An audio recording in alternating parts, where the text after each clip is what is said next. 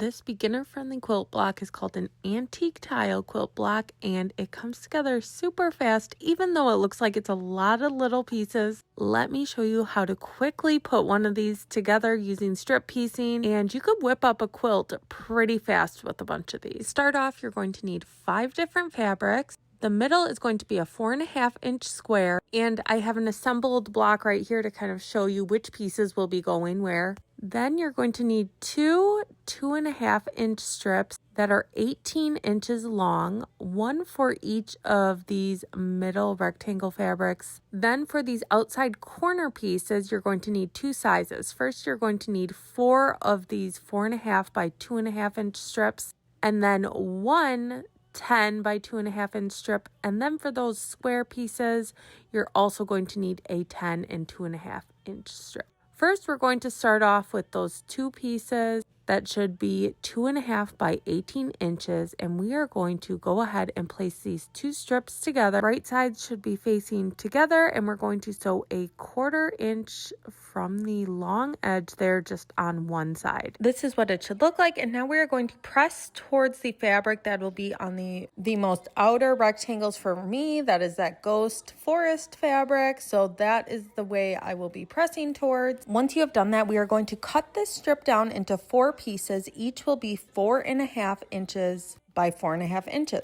So now you should have 4 squares like that. We're going to repeat the same process with the 2 10-inch strips. This time, press towards the fabric that's going to make up your squares. So I am going to press towards the star fabric on mine. And again, we're going to cut this down into 4 pieces, but this time these will be 2.5 inches.